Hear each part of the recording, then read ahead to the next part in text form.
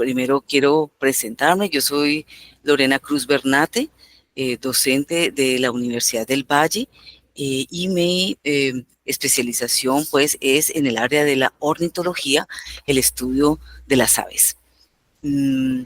Soy docente pues nombrada de la universidad y estoy vinculada al Departamento de Biología desde el 2006. De antemano, si necesitan algo, con mucho gusto. Y bueno, muchas gracias por el espacio. Uh-huh. Bien, también quiero comentarles que me pueden hacer preguntas en cualquier momento, así que siéntanse libre de levantar la mano o interrumpirme. No tengo ningún problema con ello. Bien, entonces Vale, inicio. ¿Sí? Perfecto, bueno. ¿Vieron el cambio de diapositiva? sí, profe. Correcto, listo. Sí, profe. Bueno, entonces bien, en el día de hoy entonces vamos a hablar un poquito sobre pues esas características, un poquito sobre el origen de las aves, pero antes de ingresar en ese tema allí, que me pareció pues que era como súper interesante compartirlo con ustedes, quiero que entremos en el tema conociendo o recordando un poco sobre las características que nosotros reconocemos que tienen las aves, ¿sí? Entonces, las escucho. Nosotros identificamos a las aves, ¿por qué? Cuénteme, ¿qué opinión tienen? ¿Cuáles son las características que más recordamos de estos organismos, de las aves? Que tienen plumas. Que tienen plumas, muy bien. Ajá. ¿Qué otra característica podríamos mencionar? Que pueden volar en algunos casos. Exacto, entonces vuelan, Vuelan, polinizan. polinizan, correcto, tienen funciones súper importantes en el ecosistema, muy bien. Ajá. ¿Qué otra cosa sí recordamos? De su pico. Que tienen De lo pico. que se alimentan. Uh-huh. Ajá, tienen pico, muy bien, que otros organismos no tienen, ¿no? O sea, otros organismos, otros vertebrados, por ejemplo, no tienen pico. Ajá. Eh, Su eh, mayoría son ovíparos. correcto, eso, la mayoría son ovíparos, que eso, por ejemplo, lo diferencia de nosotros, ¿no? Los mamíferos. Uh-huh. ¿Qué otra cosa nos acordamos? Trinan. ¿Cómo? ¿Cómo? Su trinar. De Ah, algunos sí, trinan. eso, exacto. Tienen una comunicación acústica maravillosa, sí, producen unas canciones muy melodiosas con las que utilizan para comunicarse, correcto, exacto. Otra pista, otra característica. Sus extremidades. Uh-huh. Que caminan sobre sus extremidades. Uh-huh. O sea, las extremidades posteriores, ¿cierto? Son usadas para el desplazamiento terrestre y las extremidades anteriores generalmente, ¿cierto? Es empleada para el desplazamiento El aéreo. desplazamiento. Uh-huh. Uh-huh. Perfecto, exacto, eso es. Entonces, bien, ¿no? Pues ustedes ya saben todas las características. Veamos las que yo tengo listados, a ver si nos faltó alguna. ¿Les parece? Me Bueno. imagino que un poco. No, pues vamos a recordar si hay algunas otras que nos quedaron faltando o si las listamos todas. La primera, ustedes lo mencionaron, cubierta corporal, ¿cierto? Con plumas, muy bien. Extremidades anteriores que están altamente modificadas para el vuelo, como lo mencionábamos a la hora del desplazamiento terrestre. Las extremidades posteriores que tienen algún tipo que varían, ¿no? Varían porque dependiendo de dónde se encuentra en el ambiente, asimismo tienen algunas modificaciones. Por ejemplo, si los patos, ¿recordamos de pronto cómo son las extremidades posteriores de los patos? Sí, tienen esa capacidad para el nado, ¿no? Exacto. Ajá. Su, ujú, Sí, ellos tienen unas membranas entre los dígitos que efectivamente amplían el área, ¿cierto? La superficie, básicamente remar. Entonces, hay locomoción acuática con esas modificaciones en las extremidades posteriores, pero por ejemplo, las terrestres no tienen esa membrana, algunas tienen unas extremidades cortas, otras muy largas, en fin, hay una variedad, ¿no? Veamos la otra. El pico que ustedes mencionaban, correcto, el pico, pues está presente pues en las aves y tiene una cubierta muy particular, una cubierta córnea. esa cubierta se le llama ranfoteca. Y otra cosa que se nos olvidó mencionar, y es que no tienen dientes, ¿no? Por lo menos las aves contemporáneas no tienen dientes. Las anteriores sí presentan, las antiguas, digo, tienen dientes, presentan dientes. Otra característica es que tienen un esqueleto bastante liviano, a lo cual se le llama un esqueleto neumatizado. Ese esqueleto neumatizado, ¿sabemos qué es eso? ¿Por qué por qué es liviano? Pues creería que para que puedan volar, tengan más fácil el desplazamiento, pero no, no sé qué sería neumatizado. Ajá, sí, exacto, estás muy bien centrada en el tema. Y es que efectivamente los huesos del esqueleto pues, de las aves son muy livianos precisamente por una adaptación para el vuelo, ¿no? Ese desplazamiento aéreo. Y se le denomina así, neumatizado significa básicamente que es muy liviano, casi que hueco por dentro. La estructura interna de los huesos de las aves tiene está constituida por como una especie de vigas y columnas, pero no son densos.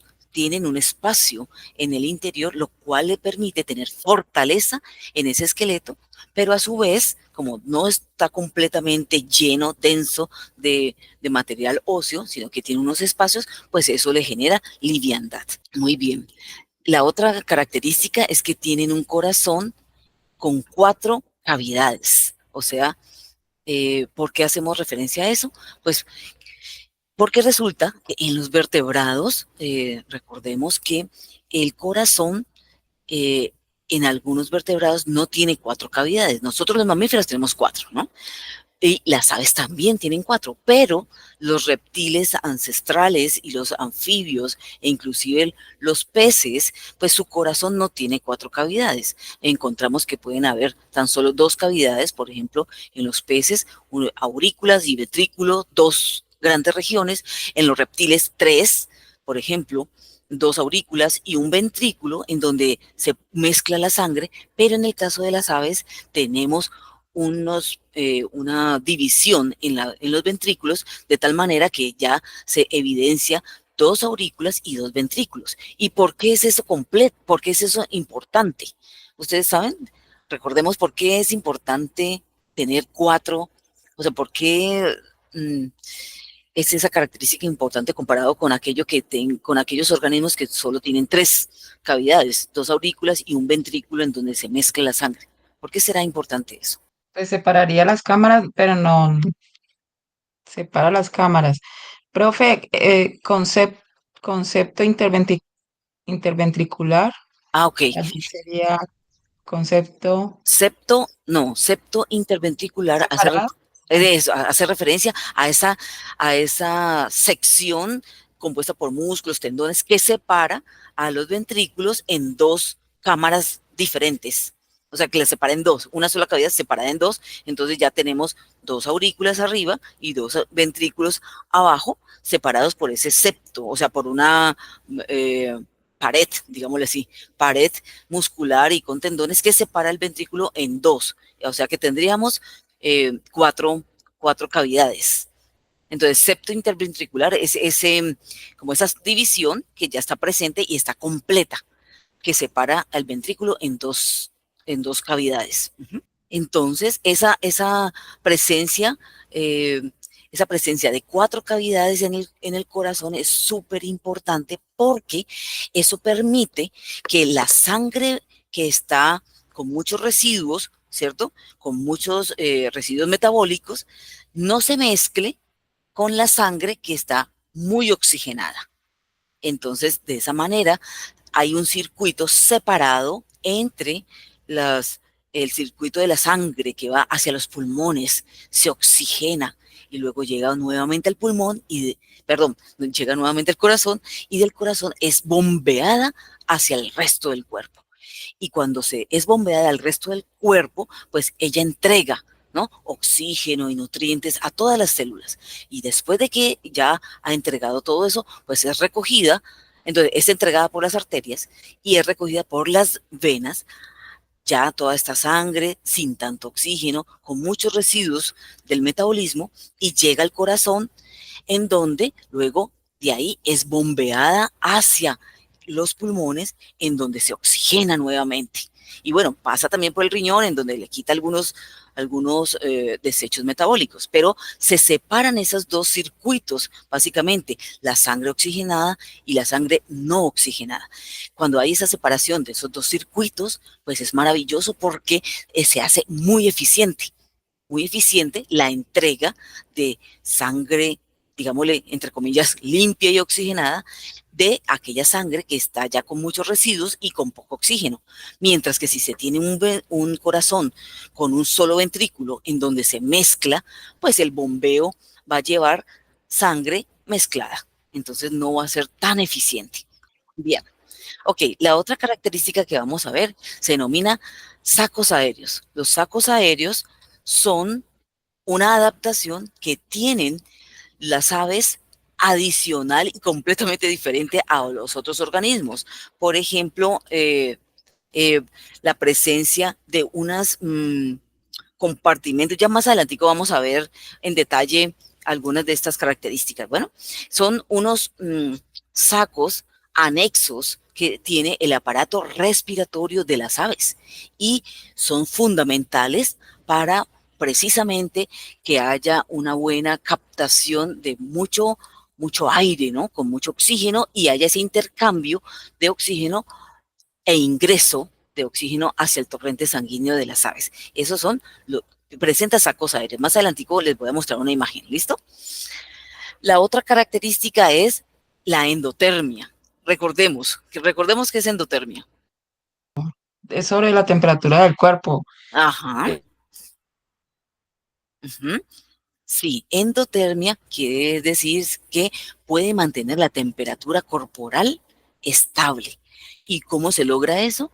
Por medio del metabolismo. Las reacciones metabólicas pues generan energía y generan calor y logran con eso mantener la temperatura corporal estable, como nosotros. Nosotros los mamíferos también tenemos esa capacidad de producir temperatura, mantener nuestro cuerpo a una temperatura constante independiente de la temperatura ambiental. O sea, no como no sé si hemos visto que los lagartos a veces se exponen al sol precisamente para calentar su cuerpo porque ellos no tienen esa capacidad de mantener esa temperatura corporal estable. Mientras que los endotermos, sí, endo es interior, ¿no?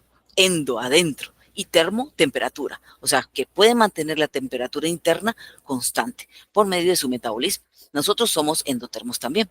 Y eso trae una ventaja. ¿Por qué sería ventajoso producir uno mismo su temperatura y mantener esa temperatura corporal estable y no depender del medio ambiente para tener la temperatura a determinados grados? ¿Por qué es importante eso? Llegó a tosirse porque es que está pasando un perifoneo. Ah, ya. Repito la pregunta, que por qué sería importante. Es importante porque así podemos hacer las otras funciones, que cada uno de los sistemas que hay en el cuerpo se mantengan, que de pronto si hay un cambio abrupto en el exterior, pues no nos vaya a afectar en la parte vital. Exacto, exacto. No dependemos del ambiente para ejecutar nuestras actividades, por ejemplo, ¿cierto? Mientras que un organismo que necesite calentar su cuerpo del sol, pues simplemente va a estar limitado a que cuando esté el sol puede tener esa temperatura óptima de alto movimiento, mientras que cuando está nublado, por ejemplo, pues tiene que quedarse quieto porque no tiene mucha energía ni temperatura para desarrollar todas las actividades, correcto, y todos los sistemas.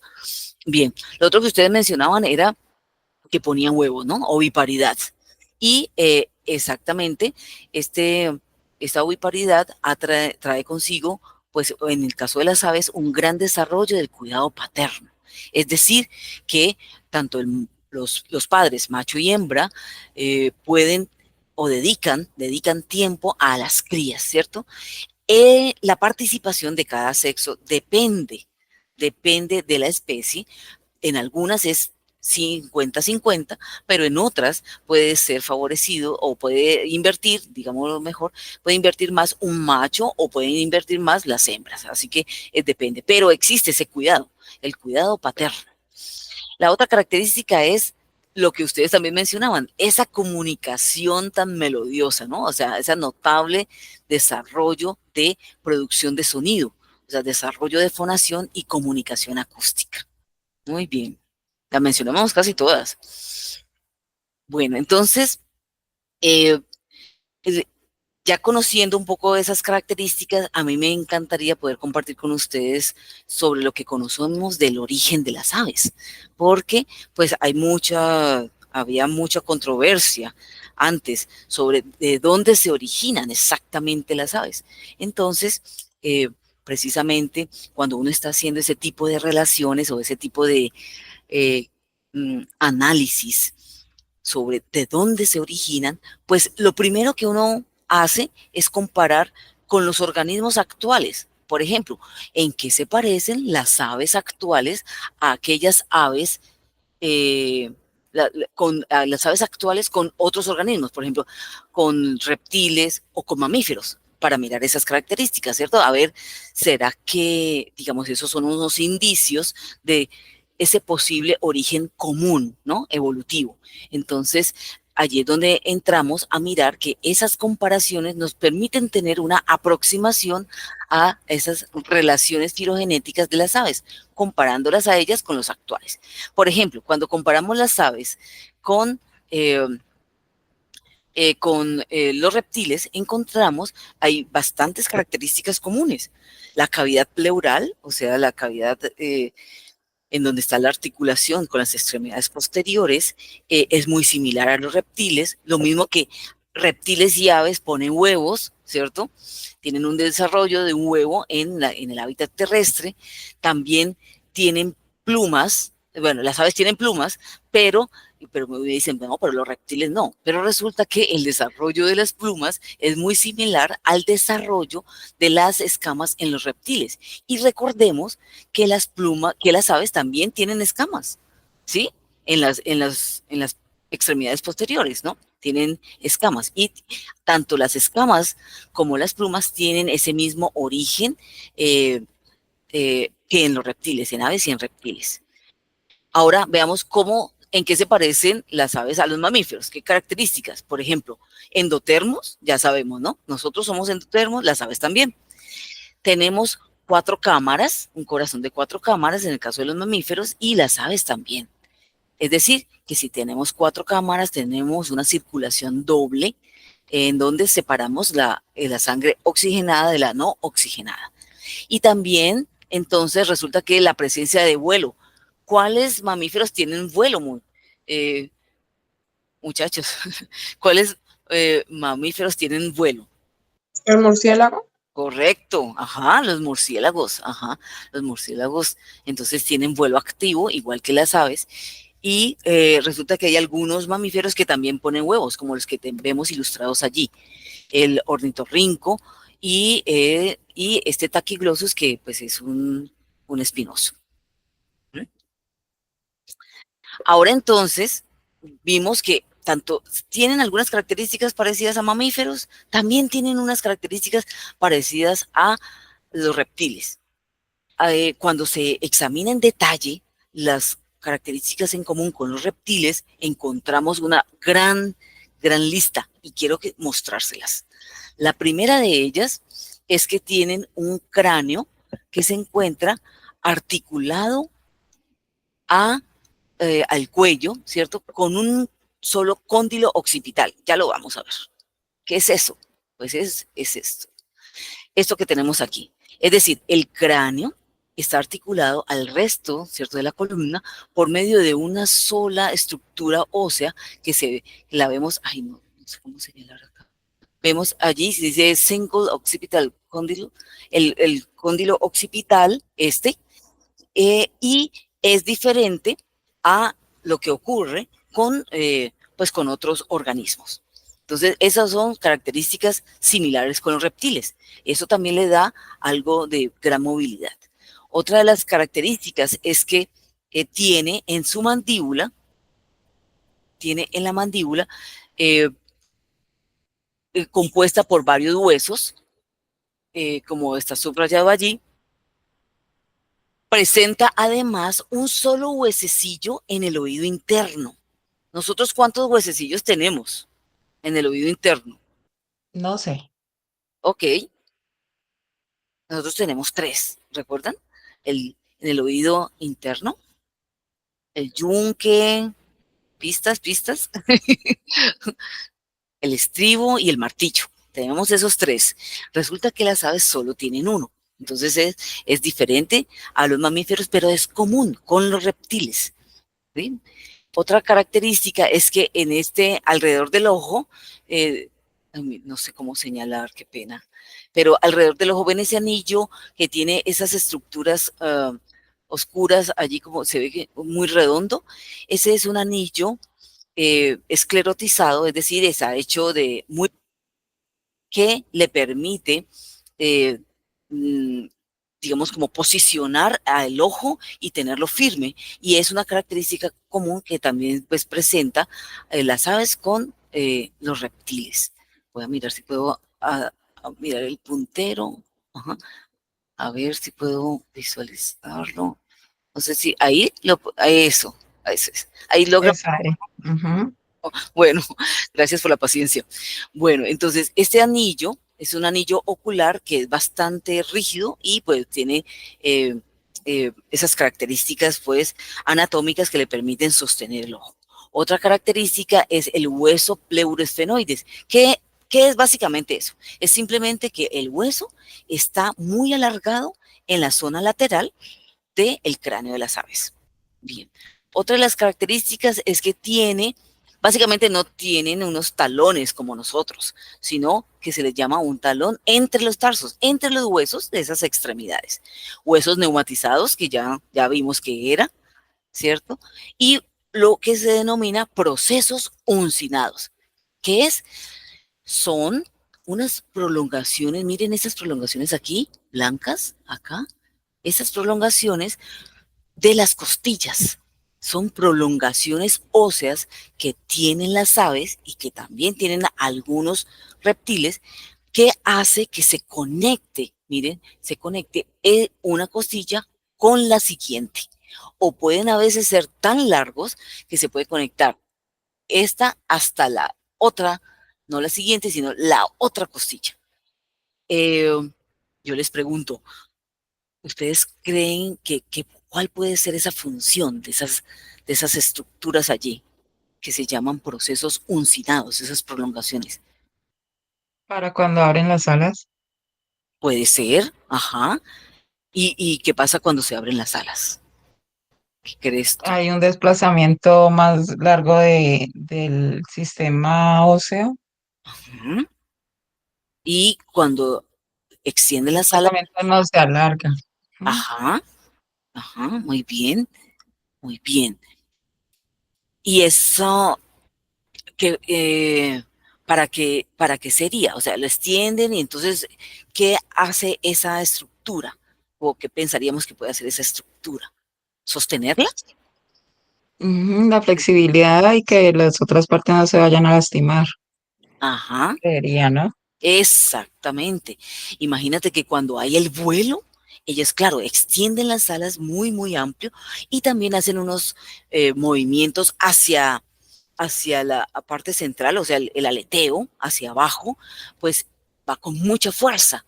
Y esa fuerza, claro, podría comprimir, ¿no? Comprimir esa cavidad torácica y generar de pronto alguna ruptura de un órgano interno. Entonces, estas costillas con esas prolongaciones, pues da una caja torácica bastante fuerte que protege estos órganos internos. Muy bien. El vuelo, por ejemplo, está involucrado, claro, por supuesto. Bien, otra característica común es la presencia de escamas, ¿no? Escamas dérmicas, como ya lo habíamos mencionado. Las escamas, entonces, están presentes en las extremidades posteriores de aves y reptiles. Lo otro es la similitud en la cavidad pleural, son similares. Los sacos aéreos, que ya les voy a mostrar, y un cerebro similar también. ¿Qué son los sacos aéreos? Yo les había pues comentado un poquito ahora que son unas estructuras anexas en este aparato respiratorio. Veamos este aparato respiratorio. Esto es la tráquea, ¿sí? Esta es un ensanchamiento de la tráquea y luego aquí se divide, ¿cierto? En los bronquios. Estos bronquios, entonces aquí llegan, pues, esos son los pulmones, ¿ah? Pero mire que esto no termina allí. Mire que los pulmones tienen una conexión acá, unas bolsas, unos sacos acá. Miren, estos dos son simétricos. Miren estos de acá, este con este también, que están coloreados en verde. Aquí hay uno gigante interclavicular y aquí hay unos que están en la parte lateral. Entonces, estos son, mire que estos son como unos sacos anexos, ¿eh? Unas proyecciones anexas del aparato respiratorio. Y el aparato respiratorio efectivamente está formado por estos. Miren lo increíble y diferente de nosotros. Estos sacos aéreos básicamente son como esas reservas de aire que necesitan y que tienen las aves cuando están respirando todo el tiempo y les permite básicamente tener ese intercambio de oxígeno todo el tiempo. No es como nosotros que inhalamos, ¿cierto? Inhalamos, sostenemos y cuando sostenemos ahí el intercambio de oxígeno. Y luego exhalamos, ¿cierto? Exhalamos y cuando exhalamos nuestros pulmones se contraen y allí no hay intercambio de oxígeno cuando exhalamos porque se está retirando. O sea que hay un espacio o hay un tiempo en donde ese oxígeno no se está haciendo intercambio directo. Pero en el caso de las aves hay intercambio todo el tiempo porque el aire pasa de unos sacos a otros y al pulmón de manera cíclica, de tal manera que nunca se queda sin intercambio de oxígeno. Eso es maravilloso porque con esa demanda que tienen para el vuelo, pues imagínense si se quedan sin oxígeno un rato, pues quedarían básicamente sin mucha energía y sin mucho oxígeno para sus funciones. Entonces, esta característica de los sistemas respiratorios, pues es muy particular de las aves, es algo que comparten, no exactamente igual con los cocodrilos, solo con algunos, pero existe pues así con esta especialización en las aves. Aquí hay una imagen en donde se muestra pues ya un poco más de detalle, como la tráquea, ¿cierto? La laringe y la tráquea, viene acá a los bronquios y estos bronquios se subdividen, mucho más pequeños, mucho más grandes. Estos bronquios conectan con estos sacos, conectan con estos otros y con estos. De tal manera que tenemos un par de sacos que se llaman los sacos aéreos abdominales, los sacos aéreos, los de acá, los torácicos posteriores y estos torácicos, esos torácicos anteriores, este que es uno solo, interclavicular, y estos laterales, los sacos cervicales. Otra característica que uno a veces dice, wow, tienen eso, y yo no sabía, ¿no? Cuando lo escuché por primera vez se queda uno aterrado, porque imagínense que dentro del ojo tienen una estructura como si fuese una especie de acordeón, y ese acordeón se llama pecten. Se encuentra dentro del ojo, en el saco vitelínico. Y ese saco vitelínico, perdón, eh, en ese líquido eh, se encuentra suspendido esta estructura, el cual se considera que tiene alta irrigación sanguínea. Esa esa irrigación sanguínea se cree que está concentrada en este sector para evitar como interferencia de la luz hacia el ojo, o sea, hasta que llegue aquí a la retina, y entonces este permite, entonces, por lo tanto, tener una imagen, una visual mucho mejor del ambiente. Eh, sí, bueno, el PEC también lo presenta. Hay varias hipótesis sobre la función, por ejemplo, que controla el pH o que controla eh, los residuos metabólicos allí y que entonces se encarga básicamente de ello. Yo cometí un error, esto, pues la parte interna es el humor vitrio, perdón, creo que lo dije otra cosa, y entonces la parte interna del ojo, pues tiene una sustancia un poco gelatinosa al interior llamado el humor vitrio. Excusas por ese error. Bueno, otra de las características es la presencia de glóbulos rojos nucleados. Y eso, ¿qué tiene que, por qué por qué es diferente a nosotros? ¿Alguien me puede comentar cómo son los glóbulos rojos de nosotros, de los mamíferos? ¿Sabemos cómo son los glóbulos rojos de nosotros? No Son como estrellitas, como, es que no sé cómo explicar. Dilo, dilo. ¿Cómo fue que dijiste? ¿Como estrellitas? Como esferas, como en forma de barquitos ¿No? redondos. Sí, exacto. Son como una especie de donas, ¿no? A veces los dibujan Es como unas una donas. dona, pero con una base abajo, así. Exacto, sí. Resulta que esos glóbulos rojos tienen esa apariencia de dona porque precisamente le falta una parte a esos glóbulos rojos, le falta el núcleo. Nosotros tenemos glóbulos rojos sin núcleo, los que circulan pues por la periferia. Y entonces, mientras que en el caso de las aves, ellas presentan los glóbulos rojos con núcleo. Es decir, recordemos que pues, los glóbulos rojos se encargan de transportar ese oxígeno y esa hemoglobina eh, por todo nuestro cuerpo, los nutrientes. Entonces los glóbulos rojos pues son muy importantes. En el caso pues, de las aves, esos glóbulos rojos nucleados son células que están constantemente activas, desarrollando pues al máximo todas esas funciones, y pues ellos hasta tienen una vida promedio mucho más corta que en mamíferos porque los recambian constantemente. Bueno, la otra característica en común con los reptiles es que tienen huevos, ponen huevos, tienen proteínas similares, tienen un desarrollo embrionario también muy similar, y otra característica es que presentan ovirruptor. Ovirruptor, ¿sabemos qué es el ovirruptor, muchachos? Pistas, es lo que se encuentra por aquí. ¿Alcanzan a ver un puntico blanco? El coso, la bola, el círculo rojo en la punta del pico o más abajo. Sí, en la puntica del pico, ¿ven un puntico blanco? Más o menos alcanza a ver. Más o menos, ay, qué pena, la foto no es tan nítida.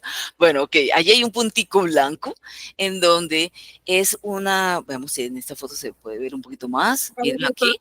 Romper el huevo. Exacto, sí, así es. Disruptor es como destruir. Ovirruptor, sí, ovirruptor es esa estructura que vemos allí, un puntico blanco, en donde los polluelos, antes de nacer, pues lo tienen allí en el extremo del pico. Ese ovirruptor está compuesto por carbonato de calcio, es decir, es una estructura fuerte, ¿sí? Rígida, que le permite hacer ese trabajo de ruptura de la cáscara cuando va a nacer. Y se presenta en ellas, mírenlo, este es un polluelo pues muy recién nacido, estos están en desarrollo, por ejemplo, estos todavía no han salido del nido, pero ya salieron del cascarón, pero todavía completan su desarrollo dentro del nido. Miren esos extremos, ¿cierto? La puntica blanca corresponde a eso, al ovirruptor. Y también le denominan a algunas personas el diente del huevo, es decir, esa estructura rígida que le permite a los polluelos romper la cáscara. Esta es una característica también compartida con los reptiles. Esa estructura es temporal. Básicamente, cuando ya tienen unos cuantos días, se cae, simplemente se cae del pico. Bien, lo otro es la presencia de garras en las extremidades anteriores. Porque garras en las extremidades anteriores, pero si las extremidades anteriores están modificadas para el vuelo, ¿cierto? Bueno, resulta que hay algunas especies, algunas familias que se denominan Rallide o Pistocomide, como la que vemos aquí en esta foto, miren las extremidades anteriores, este es un polluelo, tienen aquí unas proyecciones, no sé si las alcanzan a ver, que son garras, o sea, garras en las alas, básicamente. Aquí hay otro esquema que nos permite de pronto visualizar mejor. Miren las alas aquí, las alas, la otra ala, esas son las extremidades posteriores, pero aquí, en las alas, en esta región presentan unas garras fuertes. Este es un polluelo de la pava hedionda. La pava hedionda es una de nuestras especies en Colombia, del Amazonas, es hermosa ella. Y tiene esa característica, una piel desnuda, esos son polluelos, una piel desnuda alrededor del ojo de color azul y garras. Estos polluelos parece ser pues que tienen la estrategia de si se ven un poco amenazados, ¿no? Por, eh, por ese, por un depredador, pues se lanzan del nido y luego trepan con la ayuda de estas garras. ¿Hay alguien está levantando la mano? Sí, yo la sé. ¿Por qué se le da ese nombre de pava hedionda? ¿Tiene alguna característica o simplemente el que le descubrió le quiso dar ese nombre? Me encanta que me hayas preguntado eso. Pues resulta que le llaman así la pava hedionda porque resulta que ella es una de las especies, de las pocas especies de aves que consumen hojas para alimentarse, o sea, son folívoras. Y esas hojas, pues como están compuestas de celulosa, la celulosa nosotros no lo podemos digerir y resulta que las aves tampoco, pero tiene una adaptación muy particular y es que tiene unas bacterias asociadas a su intestino que le permite degradar, ¿no? O sea, romper esos enlaces de esa molécula de celulosa que son que nosotros no tenemos esa capacidad. Eh, pero como tiene asociación con bacterias que sí son capaces de ello, entonces las bacterias básicamente hacen el trabajo digestivo y ese proceso de digestión de ese material vegetal, de las hojas que consume, toma bastante tiempo. Resulta que cuando esa digestión toma bastante tiempo y las bacterias están allí, pues genera unos compuestos, las bacterias pues hacen su trabajo y generan unos compuestos de olores desagradables.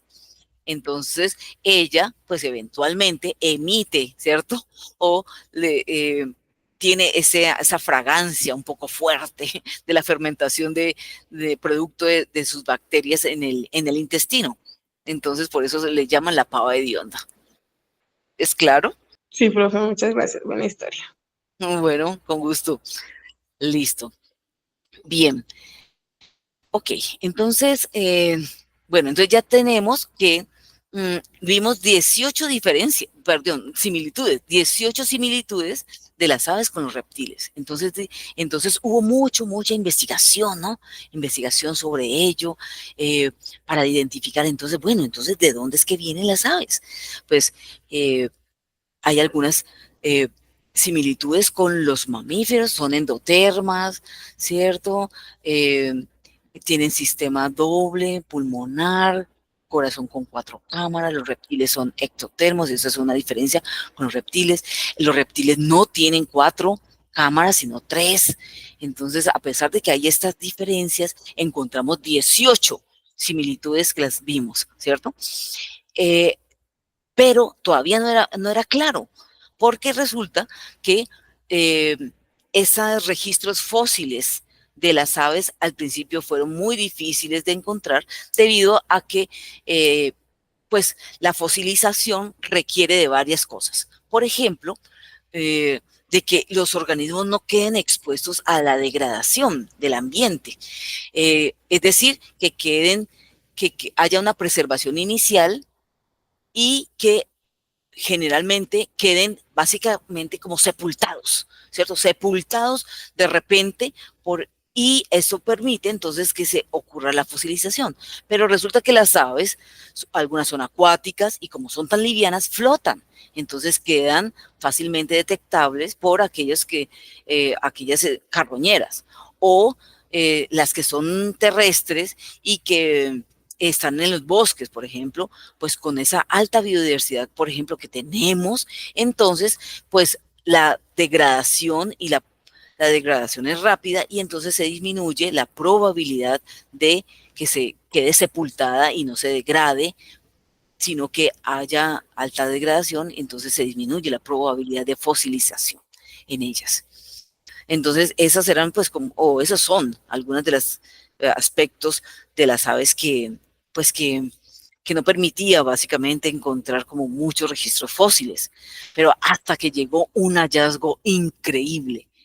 En 1861 se encontró un registro que ustedes pues, no sé si hayan escuchado, pero fue fascinante eso. ¿Por qué? Porque es que fue un hallazgo no solamente de conocer un poco sobre el origen de las aves, sino un hallazgo paleontológico porque conecta dos grandes grupos de organismos en donde había un gran vacío, reptiles y aves. Y es esto, un esqueleto fosilizado de un organismo de más o menos 200 gramos, es decir, como una gallina pequeña.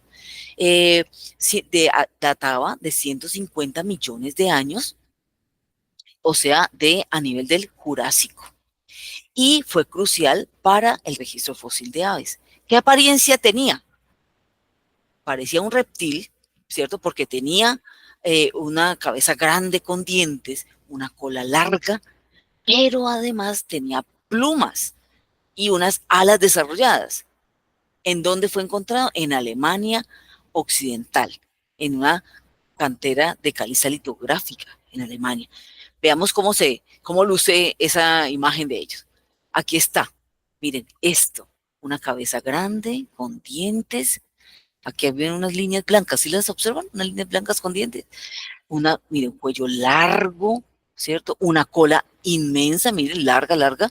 Unas patas largas, acá también, unas extremidades anteriores largas. Pero observen lo que se ve aquí, unas líneas. ¿Ven estas líneas? ¿Alcanzan, muchachos, alcanzan a ver estas? Oh, disculpen cómo les denomino. ¿Alcanzamos a ver líneas? Ujú. ¿Cierto? Mírenlas acá, las otras. Ok. Entonces, al principio, cuando se encontró este fósil, decían definitivamente eso es un fraude. O sea, esto es alguien que quiere llevarse la gloria por haber encontrado como ese eslabón, ¿cierto?, que conecta los reptiles con las aves. Eso es imposible, decían en ese momento, imposible que haya un organismo con una forma de reptil, pero básicamente con unas señales aquí de plumas. Plumas en la parte anterior, en las extremidades anteriores, otras plumas acá y plumas en la cola. Entonces, no, nadie creía eso. Y esto es lo que se denomina, o este fósil se denomina Archaeopteris litográfica. Es el hallazgo más notable que puede haber en la paleontología. Arqueos de antiguo y teris de ala, o sea, las alas más antiguas. Y nadie creía. Y esta era la apariencia que dibujaban en ese entonces. Uno lo ve aquí, se ve como si fuera gigantesco, ¿no? Pero realmente es del tamaño como de una paloma. Pero esa era la representación que se tenía de Archaeopteris, ¿no? Más o menos se creía que podía tener esa apariencia. Esta es otra, miren, esta es otra de las, pues, fósiles, ¿no? Miren, estas líneas acá representaban plumas, plumas, plumas. Miren esto, la cola larga, miren la cola, y miren esta plumas acá, esas señales de plumas, o sea, tenía cola con plumas y tenía las extremidades, alas anteriores con plumas. Esta es otra imagen, Archaeopteris litográfica. Y también tenemos que todos esos hallazgos que fueron encontrados fueron clasificados como reptiles. No, estos son reptiles. Y definitivamente, pues, se encontraron varios fósiles. Y recuerdan que les mencionaba, en Alemania. ¿En qué parte de Alemania? En esta zona. Baviera se denomina. Allí también se encontraron plumas fósiles. Miren esta pluma aquí, ¿sí? ¿Ven esta vena central? Como este eje central, ¿lo alcanzan a observar? Ajá. ¿Se les parece o no se les parece a una pluma actual? ¿Cierto? Es muy Sí. parecida, ¿sí o no? Esta zona que nosotros vemos aquí se llama, toda el área pues de la pluma se llama vexilo, es decir, toda la superficie. Y esta línea que vemos aquí, pues es la línea central de una pluma, ¿cierto? Miren la diferencia en esta distancia con esta otra distancia. ¿Vemos la distancia? Esta es una distancia corta, esta es una distancia mucho más amplia. ¿Y por qué es importante eso? Pues es que es supremamente parecido a las plumas de las aves actuales. Y bueno, entonces uno dice, uy, un fósil de 1860 con una similitud a las plumas de las aves actuales, es increíble, ¿no? Y ese era un fósil real, por supuesto. Entonces, uno dice, bueno, pero ¿y eso qué tiene que ver? ¿Qué tiene que ver que haya esta diferencia de longitud? O sea, que este eje no sea simétrico, sino que esté hacia un lado. O sea, que tenga un vexilo asimétrico, unas áreas. Pues resulta que esa asimetría es lo que da el aerodinamismo de las plumas en las aves actuales. Es decir, que es como una pista de que probablemente este individuo podía volar, ¿sí? Bien, ok. Entonces tenemos que, pues sí, efectivamente, entonces estos, después de un análisis minucioso, se dieron cuenta de que sí, efectivamente eso no era un fraude, era un fósil real. Y solo hasta 1970 fueron clasificados y reclasificados correctamente como Archaeopteris. Todos estos otros fósiles que encontraron. Es decir, que corresponde a las aves primitivas. Archaeopteris litográfica. Se encontraron más plumas y más fósiles en Australia, en la Unión Soviética, en el Líbano, y definitivamente se llegó a la conclusión de que estos organismos ancestrales, pues, de las aves, sí tuvieron una amplia dispersión en esa época. Es decir, que hubo una gran desplazamiento y que probablemente ese desplazamiento aéreo por saltos o lanzándose desde riscos le permitió una amplia distribución de las aves pues en nuestro planeta. Vamos, entonces, esta es la pava de onda por la cual me preguntabas. Miren la apariencia que tiene ella, la que está en la parte superior izquierda de la diapositiva. Hay varias características sobre Archaeopteris. Entonces, por ejemplo, que el cráneo estaba articulado. Recuerden que vimos que ese aspecto del cráneo articulado mediante un solo cóndilo occipital. Bueno, Archaeopteris lo tenía. Y recuerdan que esa era una característica que compartía las aves actuales con los reptiles. Bueno, Archaeopteris también lo tenía. O sea, es decir, una característica ahí conectada.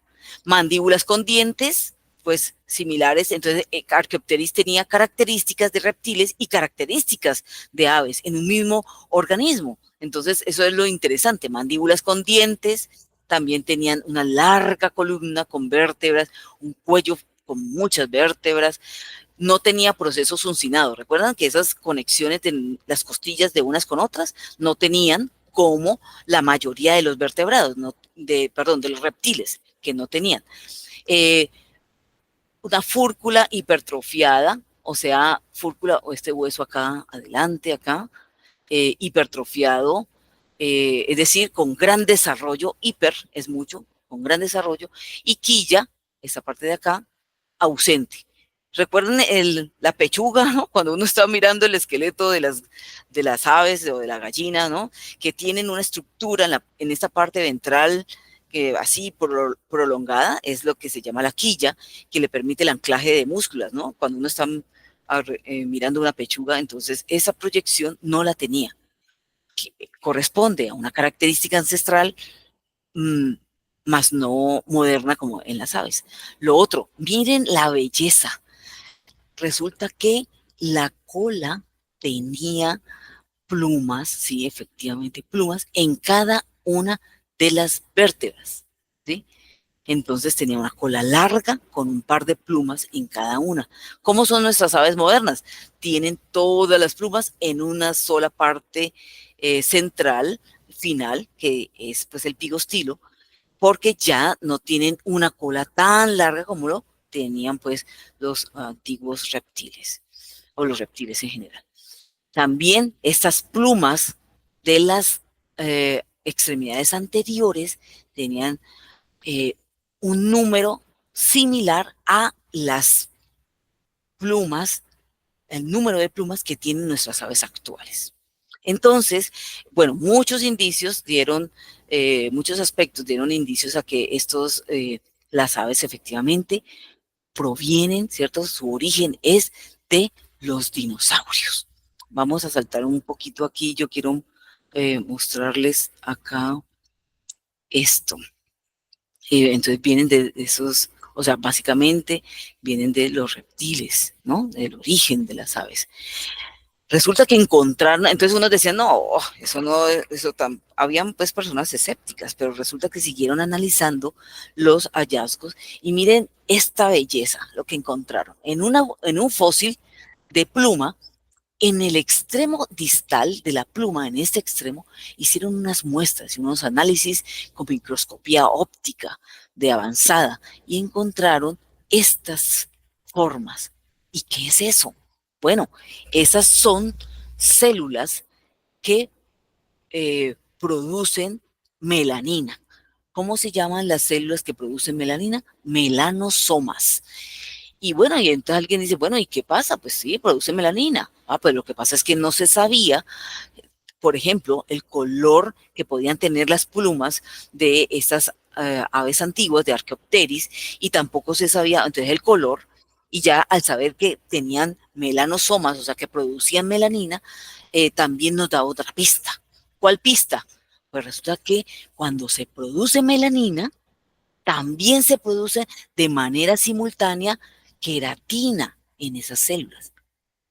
¿Alguien me podría de pronto dar una idea de qué tiene que ver entonces que esa pluma tuviera queratina? ¿Alguien me puede decir, por ejemplo, eso, qué implicación tendría que una pluma tenga, una de estas plumas de las aves antiguas, de Archaeopteris, tenga queratina? ¿Cuál podría ser la implicación? ¿No sería que evitaría que se les entrara el agua? Es como un impermeable, algo así. No sé si es la misma función de las aves de ahora, porque yo lo que he notado es que, por ejemplo, las gallinas, a ellas les caen las gotas de agua Ujú. y sigue derecho. Exacto.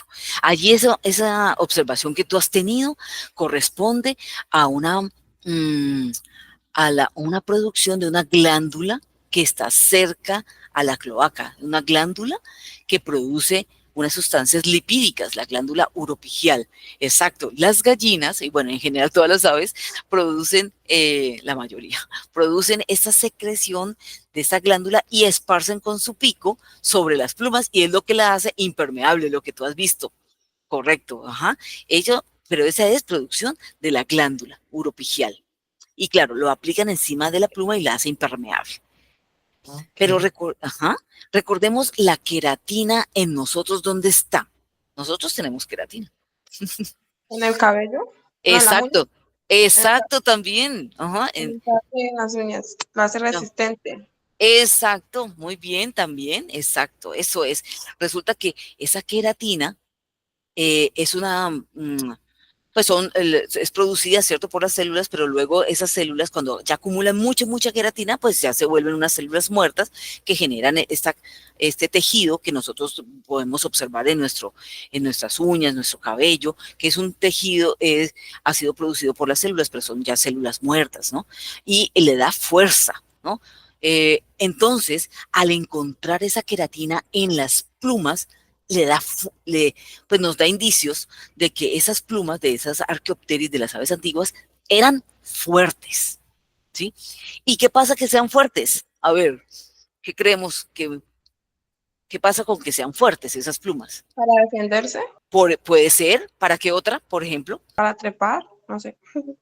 Puede ser, pues, para que sean fuertes y apoyarse, ¿no? Ajá. ¿Para qué más sirven las plumas? Para volar más rápido. O Para volar, claro. Imagínense que ese desplazamiento aéreo es con bastante fuerza. Entonces, el aire que pasa por las plumas y todo, esa fricción las puede desgastar.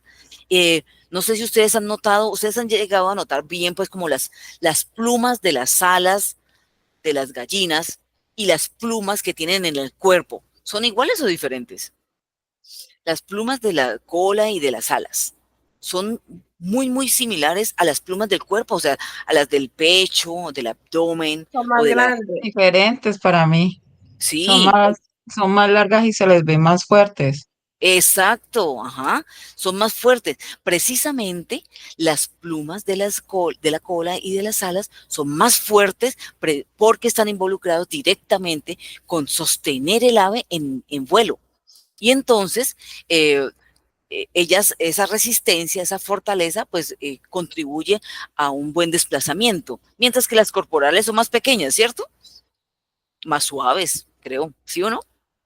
Ujú. Son más suaves, entonces esas tienen otra función de cobertura de la piel, de protección un poquito más de la piel allí, pero las de la cola y de las alas están directamente involucradas con el vuelo. Entonces, claro, imagínense hallar esto en en un fósil, es decir, que no es que sea negro y ya, pues sí, las alas son negras, no, sino que el hecho de que sean de color negro significa que también producían queratina y por supuesto la queratina da fortaleza y si da es fuerte, entonces muy probablemente si estaba involucrado en el vuelo, o sea que probablemente sí podía volar.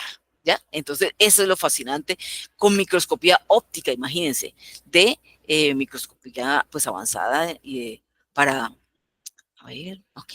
Y bueno, aquí hay otras imágenes en donde también se ve la disposición. Miren que esta que ve aquí, como unos bastoncitos, aquí unos parecen unas cilíndricos aquí, son melaninas, son melanosomas, o sea, células que producen melanina de esta ave. Y miren cómo eran las de Archaeopteris, bastante ordenadas, o sea, tenían un patrón muy similar a las actuales. Bueno, entonces ya para ir entonces centrándonos en cuál es el punto entonces de origen, les muestro este esquema general. Aquí, ¿qué tenemos? Tenemos en el eje X, tenemos la parte temporal, entonces tenemos el Mesozoico y el Cenozoico. Aquí el Jurásico, el Triásico, el Cretáceo y el Jurásico, lo digo de primero porque aquí fue donde se encontró a Archaeopteris, esa ave primitiva, la ave ancestral. Y entonces lo que se tiene es que de la subclase Diápsida tenemos dos superórdenes, el orden Lepidosauria, que Lepidosauria son básicamente las serpientes y los lagartos. El otro suborden es Arcosauria, que de este Arcosauria se originaron estos 5 grandes grupos: Tecodontia, Pterosauria, Ornitisquia, Crocodilia y los Saurischios. Vea, conozcámoslos. Entonces, Tecodontia son entonces estos arcosaurios ancestrales. Así era, pues, como su apariencia. Los pterosauria, entonces tenemos estos, los reptiles voladores ancestrales, con estas membranas gigantes en las extremidades anteriores. Los ornitisquia tenían esta apariencia. Los herbívoros, dinosaurios grandes, herbívoros, y les llamaban pelvis de ave. Es muy similar a eso. Tenemos el otro grupo que donde proviene, pues, o se espera que de Archaeopteris, ¿cierto? Se originan las aves actuales, pero los, ok, y el otro gran grupo es Crocodilia, que son los únicos supervivientes actuales, y también tenemos entonces los Saurisquia. Los Saurisquia, entonces, tienen esta apariencia, que son grandes dinosaurios de cuello largo, los dinosaurios vegetarianos, que incluían pues de gran talla, ¿cierto? Los más grandes que han existido. Todos estos grandes corresponden a los saurópodos. Dentro de Saurisquia son los saurópodos, pero dentro de este grupo también tenemos los terópodos, que perdón, los terópodos básicamente son animales, dinosaurios bípedos con extremidades anteriores cortas y eran corredores y se considera que también eran cazadores, ¿sí? Entonces, ya teniendo este panorama, ¿cierto? con estos grupos, ya conocemos todos estos grupos, pues nos decía, bueno, aquí tenemos a Archaeopteris. Entonces, ¿de dónde vienen las aves? O sea, sabemos que Archaeopteris es primitiva y da origen a las aves, pero ella, ¿de dónde? ¿De los Tecodontia? ¿De dónde? ¿De los Crocodilia? Algunos decían de los Crocodilia, otros decían, o de los Saurisquia. Bueno, ¿de dónde es que vienen? Pues resulta que con los análisis particulares se encontró que efectivamente de estas tres hipótesis que mencionaban el posible origen de los Archaeopteris y por lo tanto de las aves, se llegó a la conclusión que su origen es de los terópodos,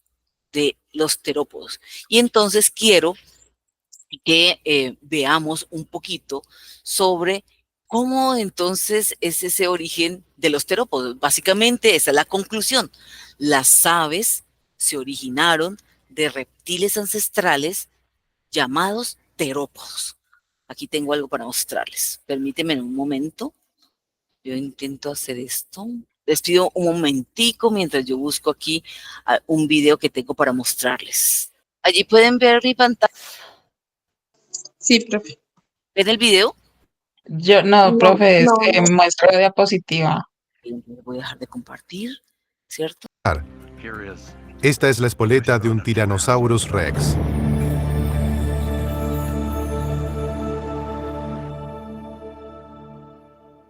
Cuando los científicos analizaron los esqueletos de los terópodos y de las aves, encontraron tantas similitudes que la única explicación era un ancestro común. La colección de Jack en el Museo de las Rocallosas nos ofrece la oportunidad de comparar sus características. Aquí tenemos la tibia de un albertosaurio, y como pueden ver es hueca, como la de un ave moderna. Esta es la pata de un T-Rex. Lo que vemos aquí son 3 dedos que se proyectan hacia adelante que soportan el peso del animal y en la parte trasera un dedo menor. Si observamos la pata de este pollo, veremos el mismo patrón. Tenemos 3 dedos que miran hacia adelante y en la parte trasera uno más pequeño. Todos los dinosaurios comparten el cuello con forma de S. Lo pueden ver aquí. Y en las aves actuales, como este pollo. Nuevas clases de evidencias también aparecieron. En 1978, Jack hizo el sorprendente descubrimiento de un vasto sitio de nidos de dinosaurio. Descubrimos que los dinosaurios anidaban en colonias, que cuidaban a sus crías, que les traían alimentos a sus bebés. También teníamos pruebas de que volvían probablemente una y otra vez por muchos años al mismo lugar. En un giro radical por los 80s, finalmente se llegó a un consenso de que las aves descendían de los dinosaurios terópodos, de depredadores activos que caminaban sobre 2 patas. Pero los científicos estaban a punto de descubrir la prueba más sorprendente de todas.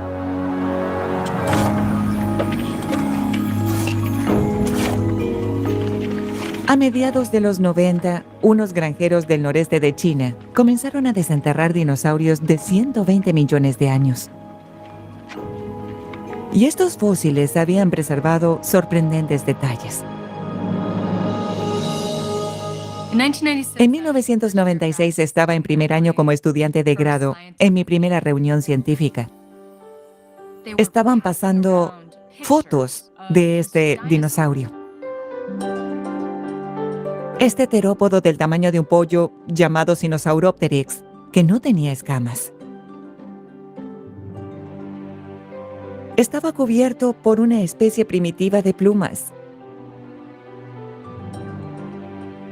Ver esas fotos de un pequeño y velloso dinosaurio era simplemente increíble. Este dinosaurio fue solo el primero de muchos terópodos vellosos y plumosos que se descubrieron. Otro, llamado Caudipteryx, tenía plumas idénticas a las aves actuales sobre su cola y manos, pero carecía de alas. Con el descubrimiento de estos hallazgos de plumas espectaculares, ya no quedaban dudas de que las aves estaban relacionadas con los terópodos. Pero si bien los dinosaurios plumosos resolvieron una cuestión, plantearon una nueva. Estos animales no podían volar. ¿Por qué tenían plumas?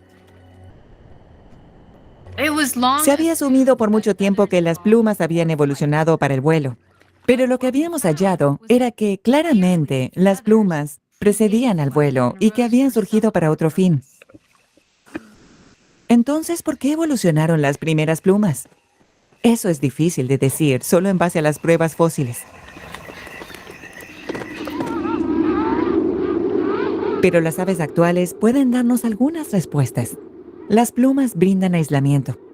Las primeras plumas podrían haber ayudado a mantener el calor a los dinosaurios. Las aves también usan plumas coloridas en la comunicación, en el cortejo y en demostraciones territoriales.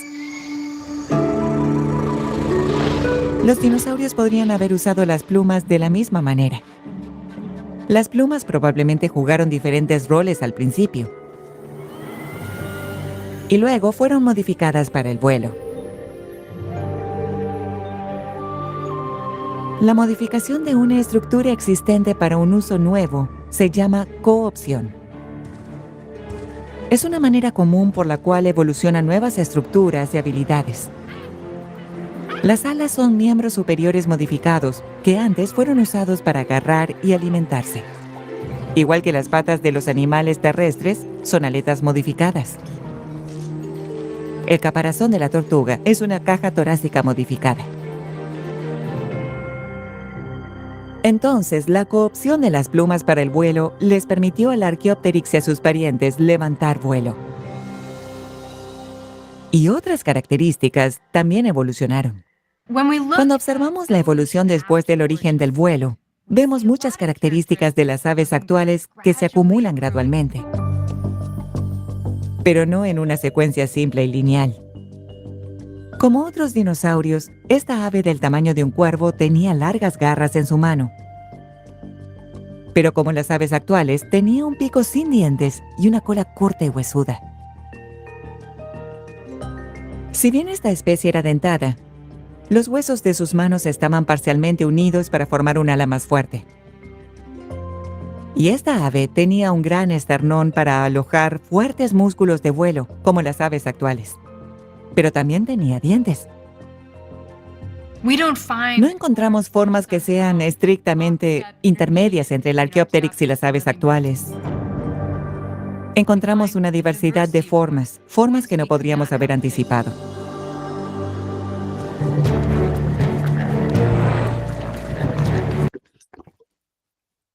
Bueno, el video es muy largo, así que les puedo dejar el enlace para que puedan, quienes estén interesados, continuar aprendiendo un poco más sobre ello. Y bueno, esto es lo que tenía para mostrarles en el día de hoy y compartir con ustedes. Si tienen alguna pregunta, tenemos unos cuantos minutos para hacerlo. Entonces, nuestra gran conclusión es sobre el origen de las aves, ¿no? El origen de las aves y de las plumas. O las aves vienen de terópodos, dinosaurios de terópodos. Es decir, que nosotros lo que tenemos actualmente son los dinosaurios actuales. Las aves son básicamente terópodos actuales. Las hermosas aves que tenemos. Bien, ¿alguien tiene algún comentario, alguna pregunta? No, profe, en mi caso, por lo que, como está también explicado, Bueno, lo que sí es, no sé si de pronto se han hecho estudios de dónde venían los dinosaurios. Aparentemente las aves, claro, en su evolución pueden venir de allí y los dinosaurios. bueno, sí, ese es un árbol filogenético que tendríamos que también ver, claro, desde más ancestral, ¿no? O sea, se supone que el orden filogenético de los vertebrados, pues empieza a partir de los vertebrados acuáticos. Esos vertebrados acuáticos colonizan hábitats terrestres, entonces ahí tenemos los anfibios, peces, por ejemplo, peces completamente acuáticos, organismos como intermedios entre acuáticos y terrestres, como los anfibios. Los anfibios necesitan mucho de la humedad porque su piel no es una barrera completa y se pueden deshidratar si están en ambientes terrestres, pero entonces viene la transición, ¿cierto?, entre el acuático y terrestre, en la medida en que se generan algunas características anatómicas que facilita colonizar estos ambientes terrestres, pues se van generando unos organismos terrestres. Por ejemplo, partimos de peces, luego seguimos con anfibios, que son un poco intermedios, luego vienen los reptiles, y de los reptiles entonces tenemos las aves, y en escala evolutiva luego seguiríamos los mamíferos, pero no es una línea recta como tal, ¿no? Como lo mencionaban en el video. Una línea generó, por ejemplo, de los peces generaron los anfibios, pero otros continuaron siendo peces. Y en los anfibios, una línea de esos anfibios y con interacciones ecológicas y evolutivas, pues surgieron de unas ramas pues laterales, surgieron los reptiles, pero es un árbol bastante ramificado que ahí tendría uno que entrar, pues sería otra clase, para poder explicar lo del origen de los reptiles. Sí, pero estamos, digamos, es un proceso evolutivo sobre que básicamente tiene que ver mucho con esa transición del medio acuático al medio terrestre. Por ejemplo, la capacidad de poner huevos fue una característica súper clave porque ese huevo admiota, es decir, que tiene todas esas membranas, es como si todo ese ambiente acuático que tienen los peces y los anfibios estuviese protegido de la deshidratación por la cáscara y por eso entonces le permitió a los organismos primitivos reproducirse en ambientes terrestres. Sus huevos no se deshidrataron, ¿cierto? Sus embriones pudieron tener un desarrollo continuo y con nutrientes allí, con lo que nosotros conocemos la yema o el vitelo, ¿cierto? Entonces, ese huevo con una cáscara que no lo dejaba deshidratarse permitió a esos organismos poder reproducirse en tierra. Por ejemplo, la reproducción de los anfibios y de los peces, pues es acuática y, como ustedes conocen, ellos no tienen cáscara en sus huevos. Ellos son membranas gelatinosas que siempre permanecen en zonas bastante húmedas, pues porque no tienen esa barrera, ¿no? Entonces, imagínense en esos huevos, en una zona terrestre se deshidratan. Entonces, son adaptaciones que se van encontrando, pues, para esas nuevas colonizaciones de hábitats. Pero sí, esa es, digamos, como la manera global de esa evolución de los vertebrados. ¿Ustedes ya conocían sobre pues sobre todas estas características que vimos en el día de hoy? De las otras no, profe. Ah, ya. Ah, De bueno. algunas, sí. Hubieron cosas como nuevas. Ah, qué bueno, me alegro que hayan tenido cosas pues nuevas allí. Entonces, bueno, yo les agradezco muchísimo pues la participación en esta clase. Espero que pues que hayan disfrutado de estas cosas que tenía para compartir con ustedes y pues siempre estoy a la orden para cuando necesiten, con mucho gusto.